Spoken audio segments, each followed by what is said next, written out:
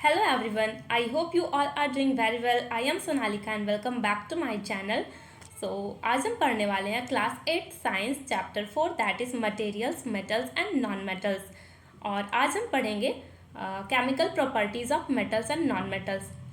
One more thing, अगर आपने part 1 नहीं देखा है, ये पार्ट 2 है, तो अगर पार्ट 1 नहीं देखा है तो प्लीज़ जाइए प्लेलिस्ट में, आपको इस चैप्टर का पार्ट 1 मिल जाएगा। पहले आप उसे देख लीजिए, उसमें मैंने मेटल्स एंड नॉन मेटल्स के फिज़िकल प्रॉपर्टीज़ के बारे में एक्सप्लेन किया है, ताकि आपको समझने में प्रॉब्लम ना हो। तो चलिए आज का वीडियो में स्टार्ट करते हैं। तो क्या है आज chemical property metals and non metals के। तो हम देखेंगे आज की जो मेटल्स और नॉन मेटल्स होते हैं उनके केमिकल प्रॉपर्टीज़ क्या क्या होते हैं और वो किस किस चीज़ से रिएक्शन करते हैं। फॉर एग्जाम्पल सबसे पहले हम देखेंगे रिएक्शन विथ ऑक्सीजन। ओके, तो you are familiar with the phenomenon of rusting of iron. तो आप सब जानते होंगे रस्टिंग ऑफ आयरन मतलब लोहे की चीज़ में या लोहे में जंग लगना, एक ब्राउन कलर का लेयर कोट हो जाता है लोहे के ऊपर, उसे क्या बोलते हैं, रस्टिंग ऑफ आयरन। तो वो क्यों होता है? जब कोई सा भी आयरन को मॉइस्चर में छोड़ा जाता है खुले में, जब वो हवा के यानी एयर के कांटेक्ट में आता है, ऑक्सीजन के कांटेक्ट में आता है और वाटर के कांटेक्ट में आता है, तो क्या होता है, उस पर एक ब्राउन कलर का कोट हो जाता है, जिसे हम क्या बोलते हैं, रस्टिंग ऑफ आयरन। तो यहाँ पे हम लोग को समझने के लिए दो रिएक्शन दिया हुआ है, इसे आपको कंप्लीट करना है। फर्स्ट रिएक्शन है हमारा आयरन ऑक्सीजन। ये देखो यहाँ फर्स्ट रिएक्शन, आयरन का सिंबल होता है Fe, ऑक्सीजन का सिंबल होता है O2 एंड वाटर का सिंबल होता है H2O, पता है सबको। तो जब ये तीनों रिएक्ट करेंगे तो क्या बनाएंगे? जब भी कोई सा भी मेटल, जैसे कि यहाँ पे क्या है, आयरन है, आयरन का सिंबल है Fe जिसको फेरस बोलते हैं। तो जब भी कोई सा मेटल ऑक्सीजन के साथ रिएक्शन करता है तो वो क्या बनाता है, वो ऑक्साइड बनाता है उस चीज़ का। तो यहाँ पे आयरन रिएक्ट कर रहा है किसके साथ, ऑक्सीजन के साथ और वाटर के साथ। तो क्या किस चीज़ का ऑक्साइड बनेगा, आयरन का ऑक्साइड बनेगा। और आयरन का सिंबल क्या होता है, Fe जिसे फेरस बोलते हैं। तो यहाँ पे रिएक्शन होने के बाद जो प्रोडक्ट बनेगा वो क्या बनेगा, FeO that is ferrous oxide. एक मिनट में यहाँ पे लिख करके बताती हूँ, ये देखो FeO यानी फेरस ऑक्साइड इसका पूरा नाम है। तो फेरस ऑक्साइड बनेगा, प्लस क्या निकल जाएगा बाहर, तो बाहर हमारा चला जाएगा H2 यानी कि हाइड्रोजन गैस है, तो वो वापस से कहाँ चला, एटमॉस्फेयर में चला जाएगा। और ये एक रिएक्शन है, रिएक्शन को बैलेंस करना हम आगे के क्लासेस में पढ़ेंगे, यानी कि 10th क्लास में पढ़ेंगे। अभी आपको बैलेंसिंग नहीं सीखना है, पर थोड़ा मैं बता देती हूँ। देखो यहाँ पे Fe यानी कि आयरन है और ऑक्सीजन O2 है और H2O वाटर है। तो O2 यानी कि हाइड्रोजन जो है H2O, तो यहाँ पे कंप्लीट हो गया। पर ऑक्सीजन कितना है, 2 है और एक 3 है, तो यहाँ पे भी तो 3, जितना इधर मतलब लेफ्ट साइड में जिसे रिएक्टेंट बोलते हैं, जितना एलिमेंट इधर होता है, चाहे वो जो सभी हो, यहाँ पे क्या है, ऑक्सीजन है, वाटर है और आयरन है। राइट साइड में भी सेम होना चाहिए, इसे ही बोलते हैं बैलेंसिंग ऑफ इक्वेशन। तो यहाँ पे 2 और एक 3 ऑक्सीजन है, तो यहाँ पे भी हमें 3 ऑक्सीजन बनाना पड़ेगा। तो हम आगे में 3 लगा देंगे, तो 3 ऑक्सीजन हो गया, लेकिन Fe भी 3 हो गया, तो उसके लिए क्या करना होगा, 3 लगाना होगा, है ना। अब हमारा बन गया 3Fe इधर भी हो गया, 3Fe इधर भी, 3 ऑक्सीजन इस साइड भी और 3 ऑक्सीजन इस साइड भी, और H2 2 ही था, तो वो गैस बन के वापस से एटमॉस्फेयर में चला जाए। नेक्स्ट हमारा जो रिएक्शन है वो है मैग्नीशियम प्लस ऑक्सीजन। तो मैंने क्या बताया कि जो भी मेटल्स ऑक्सीजन के साथ रिएक्शन करते हैं क्या बनाते हैं, ऑक्साइड बनाते हैं। तो यहाँ पे मैग्नीशियम है, वो ऑक्सीजन के साथ रिएक्शन कर रहा है। अब क्या किस चीज़ का ऑक्साइड बनेगा, मैग्नीशियम का ऑक्साइड बनेगा। तो क्या बन जाएगा, MgO यानी कि मैग्नीशियम ऑक्साइड। ठीक है, MgO बन जाएगा मैग्नीशियम ऑक्साइड। इसे भी बैलेंस करना है, बट बैलेंस करना अभी आपको उतने डिटेल में सीखना नहीं है, आप 10th में सीख लोगे। ठीक है, आगे बढ़ते हैं अब हम। तो यहाँ पे एक येलो बॉक्स दिया हुआ, और येलो बॉक्स जो है आपका इम्पॉर्टेंट होता है, उसमें इंपॉर्टेंट बात लिखा होता है, तो पढ़ना जरूरी है। ये देखो क्या है, when a copper vessel is expose to moist air for long it acquire a dull green coating. बोल रहा है जब भी आप कॉपर का वेसल को बहुत लंबे समय के लिए खुले में छोड़ देते हो तो एक ग्रीन कलर का कोट उस पर जम जाता है, ऊपर चढ़ जाता है। वो जो कोट होता है ग्रीन कलर का, वो किस चीज़ का मिक्सचर होता है, वो मिक्सचर होता है 2 चीज़ों का। एक होता है कॉपर हाइड्रोक्साइड जिसका फॉर्मूला है CuOH whole 2 and copper carbonate CuCO3। The following is the reaction, और यहाँ पे उसका रिएक्शन दिया हुआ है 2Cu + H2O + CO2 + O2 जब सब मिलकर रिएक्शन करते हैं तो क्या बनाते हैं, CuOH2 प्लस CuCO3 बनाते हैं। और यहाँ पे देखो दिया हुआ है कॉपर क्या है, कॉपर एक मेटल है, वो जब मॉइस्ट एयर ही है ना, CO2 O2 एयर है और वाटर मॉइस्ट एयर है, इनसे जब रिएक्शन करता है तो ये प्रोडक्ट बनाता है। ठीक है, तो अब आप लोग को जब ये जानना है कि जो मेटल्स और जो नॉन मेटल होते हैं वो किस नेचर के होते हैं। नेचर मीन्स कि वो एसिडिक होते हैं या फिर बेसिक होते हैं। तो चलो मैं फिर बता ही देती हूँ। जो मेटल्स होते हैं वो बेसिक नेचर के होते हैं, और जो बेसिक नेचर के होते हैं वो कैसे पता चलता है कि ये बेसिक नेचर के, उसके लिए हम जो उसका ऑक्साइड होता है उसे चेक करते हैं लिटमस पेपर से। ठीक है, लिटमस पेपर जो होता है वो रेड कलर का होता है और ब्लू कलर का होता है। अगर बेसिक नेचर है किसी भी मेटल का तो वो क्या होगा, उसमें बेसिक नेचर में रेड लिटमस जो है सो कन्वर्ट हो जाएगा ब्लू लिटमस में। Okay, red litmus convert into blue litmus in basic nature. और अगर एसिडिक नेचर का है तो उसके अपोजिट होगा, यानी ब्लू लिटमस कन्वर्ट हो जाएगा रेड लिटमस में।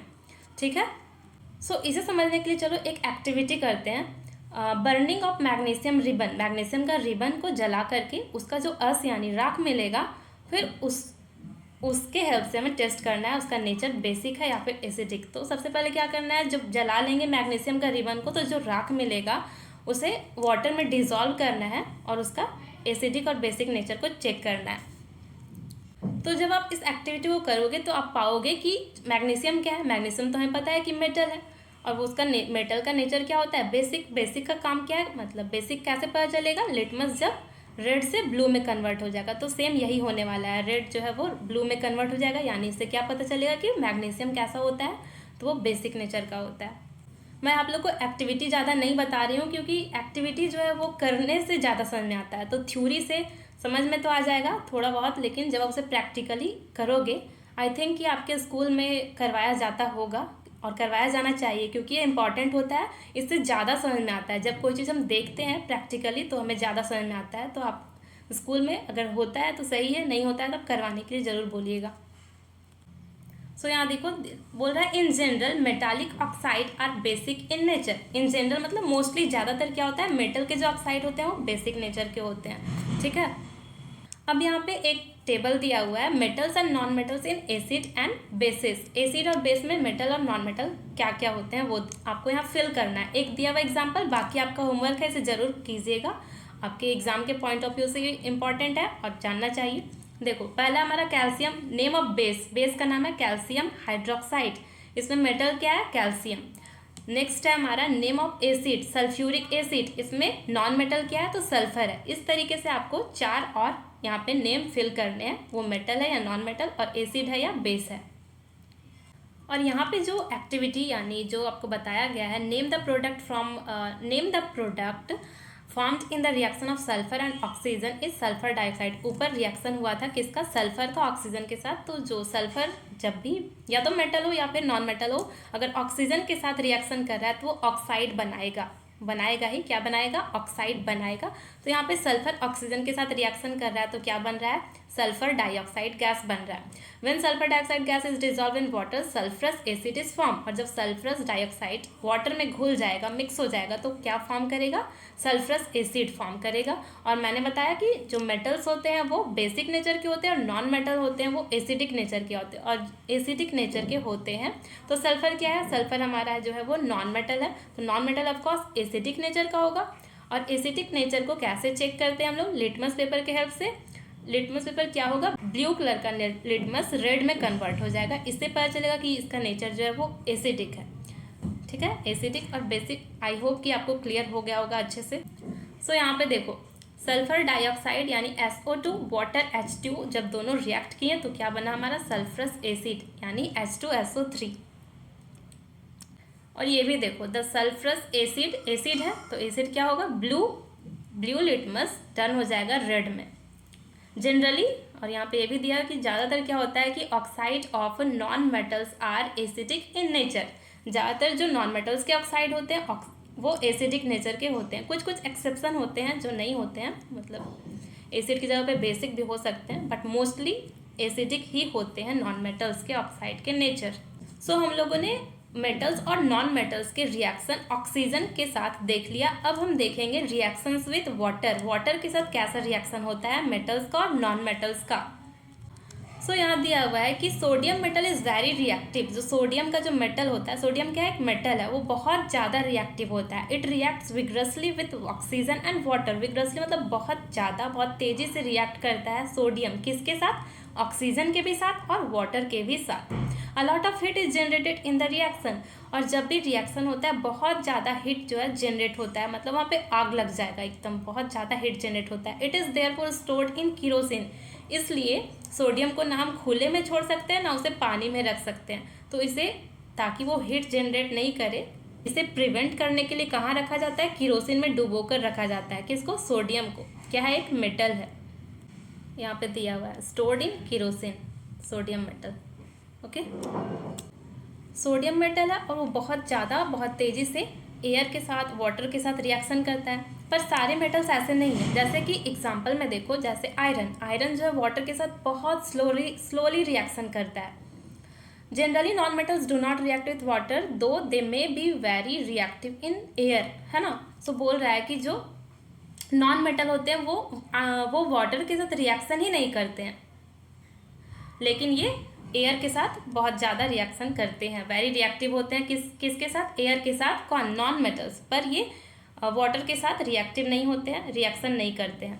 सच non metals are stored in water. लेकिन वैसे नॉन मेटल्स जो कि एयर के साथ बहुत ज़्यादा रिएक्शन करते हैं, एयर के कांटेक्ट में आने से पूरा रिएक्ट करने लगते हैं, रिएक्शन स्टार्ट हो जाता है, उन्हें वाटर में स्टोर करके रखा जाता है। क्यों, क्योंकि नॉन मेटल्स एयर में तो रिएक्शन करते हैं, रिएक्टिव होते हैं, लेकिन वाटर में रिएक्टिव नहीं होते हैं, इसलिए उन्हें कहाँ स्टोर किया जाता है, तो उन्हें वाटर में स्टोर करके रखा जाता है। यहाँ पे दिया हुआ है such non metals are stored in water. For example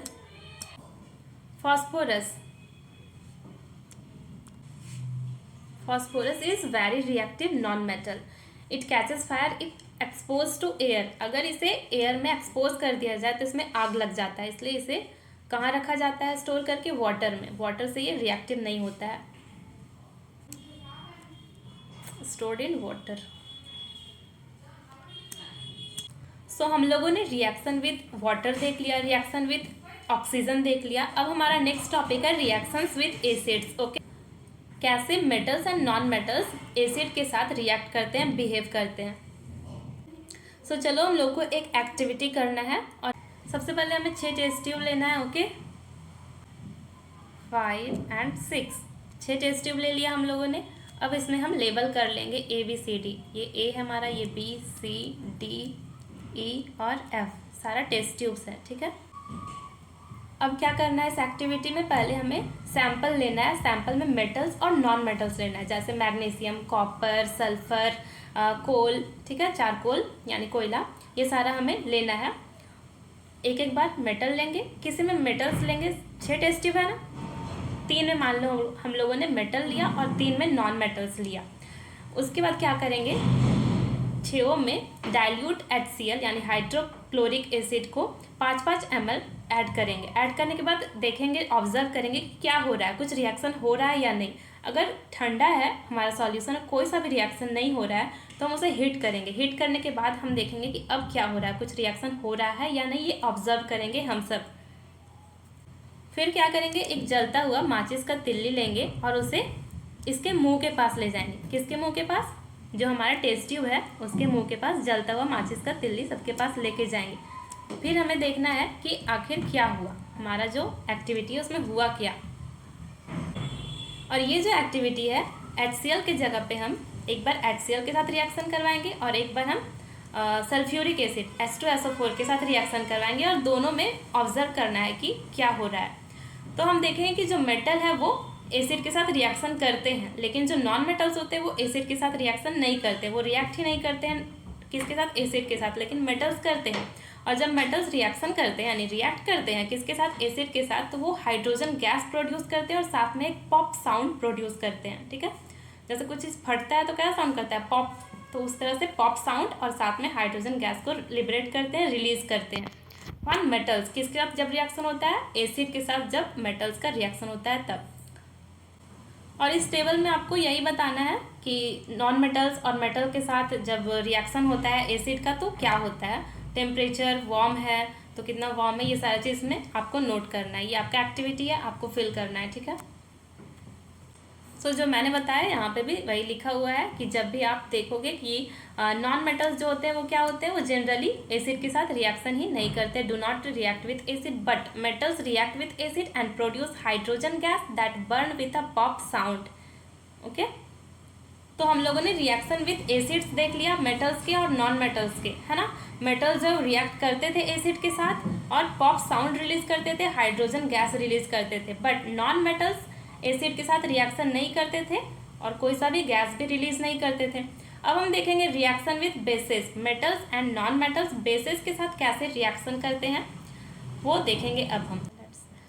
okay, सो यहाँ पे हमें बेस के साथ रिएक्शन देखने के लिए एक एक्टिविटी परफॉर्म करना होगा। इसमें आपको अगर ये तो करेंगे तो आप लैब में ही, स्कूल के लैब में, सो मैं फिर भी बता दे रही हूँ बस। सो इसमें क्या करना है, आपको प्रिपेयर करना है fresh solution of sodium hydroxide in a test tube by dissolving 3 to 4 pellets of in 8 and 5 ml water भी ऐड करना है। 3-4 pellets मतलब होता है 3-4 क्रिस्टल, उसका drop a piece of aluminium foil into it, और एक एल्यूमिनियम फॉयल का पीस भी डालना है इस सॉल्यूशन में। Bring a burning match stick near दम, और उस टेस्ट ट्यूब के माउथ के पास क्या करना है आपको कि एक, जैसे हमने पीछे किया था ना, बर्निंग मैच स्टिक लाके यहाँ पे रखना है, फिर देखना है कि क्या हो रहा है, ऑब्जर्व करना है ऐसा करने के बाद क्या हो रहा है। तो आप इसमें भी देखोगे कि पॉप साउंड निकलेगा, और ये जो पॉप साउंड है ये क्या इंडिकेट करता है कि presence of hydrogen gas, hydrogen gas है उसमें और रिलीज हो रहा है। जब हाइड्रोजन गैस उस रिएक्शन से बाहर निकलता है, जब हम मैच स्टिक को वहाँ लेकर के जाते हैं तो वही जब फटता है तो उसी की वजह से क्या होता है, पॉप साउंड वहाँ से रिलीज होता है जो हमें सुनाई देता है। और मेटल जो है रिएक्ट करता है किसके साथ, metal react with sodium hydroxide और प्रोड्यूस करता है हाइड्रोजन गैस। और reaction of non metals with bases are complex, ये आपको अभी नहीं समझना है, हायर क्लासेस में देखना है। सो हमारा सारा रिएक्शन देख लिया उन लोगों ने, किसके साथ देखा, सबसे पहले वाटर के साथ, फिर ऑक्सीजन के साथ, बेसिस के साथ और एसिड के साथ। अब हम देखेंगे हमारा नेक्स्ट टॉपिक है displacement reactions. So displacement reactions में क्या होता है, जो वर्ड है डिस्प्लेसमेंट, इसका मतलब होता है किसी चीज़ को डिस्प्लेस करके उसकी जगह पे जब कोई और चीज़ आ जाता है, इसे हम डिस्प्लेसमेंट कहते हैं। या फिर कह सकते हैं जब कोई स्ट्रांग चीज़ किसी वीक चीज़ को हटा करके उसकी जगह पे आ जाता है, इसे भी क्या बोलते हैं, डिस्प्लेस करना। और इस अगर रिएक्शन हो रहा है तो इसे डिस्प्लेसमेंट रिएक्शन कहते हैं। सो यहाँ फिर से एक एक्टिविटी है जो कि आपको करवाया जाएगा आपके स्कूल में। सो देखो मैं यहाँ रिएक्शन बता देती हूँ आप सबको। कॉपर है हमारा, कॉपर सल्फेट का फॉर्मूला होता है CuSO4 plus zinc, Zn symbol है इसका। और जो कॉपर सल्फेट है ब्लू कलर का होता है। जब ये दोनों रिएक्ट करते हैं, कॉपर सल्फेट यानी CuSO4 प्लस Zn यानी जिंक, तो क्या बनाते हैं, कलरलेस सब्सटेंस होता है ZnSO4 प्लस कॉपर, ठीक है। देखो इस रिएक्शन को अच्छे से बताती हूँ मैं। देखो CuSO4 plus Zn is equal to क्या बनता है हमारा, तो बन जाता है ZnSO4 प्लस Cu। इसमें क्या हुआ, Zn जो है बहुत स्ट्रांग क्या है, एलिमेंट है, और कॉपर Zn के कंपेयर में वीक एलिमेंट है। तो क्या हुआ, CuSO4 ये एक साथ थे और रिएक्शन कर रहे थे Zn के साथ, तो Zn तो स्ट्रांग है और ये कौन सा रिएक्शन है, डिस्प्लेसमेंट रिएक्शन। तो स्ट्रांग क्या करेगा, वीक को रिप्लेस कर देगा, उसके जगह पे चला जाएगा और उसे बाहर निकाल देगा। तो इस रिएक्शन में वही हुआ है, क्या किया है, CuSO4 कन्वर्ट हो गया ZnSO4 में। Cu का जगह कौन ले लिया, Cu का जगह ले लिया Zn, और जो Cu था वो बाहर चला गया। ये देखो Cu यहाँ पे था और ये इधर आउट हो गया, मतलब अलग हो गया। तो इसी रिएक्शन को क्या बोलते हैं, डिस्प्लेसमेंट रिएक्शन। स्ट्रांग वाला चीज़ वीक वाले को रिप्लेस करके उसके जगह पे आ जाता है। एक और रिएक्शन दिखाती हूँ। मान लो यहाँ पे क्या था, जो कमज़ोर वाला था कॉपर, हाँ कॉपर की जगह पे अगर Fe यानी कि आयरन रहे, FeSO4 प्लस जिंक, तब क्या होगा रिएक्शन, तब भी सेम होगा। Zn जो है वो किसे रिप्लेस कर देगा, Fe को रिप्लेस कर देगा। यहाँ पे हो जाएगा ZnSO4 प्लस Fe बाहर चला जाएगा। ऐसा क्यों हुआ, क्योंकि जो Zn है यानी जिंक वो मोर रिएक्टिव है, किससे, Fe से भी और Cu से भी। कॉपर और आयरन से ज़्यादा रिएक्टिव है कौन, जिंक, Zn। ओके,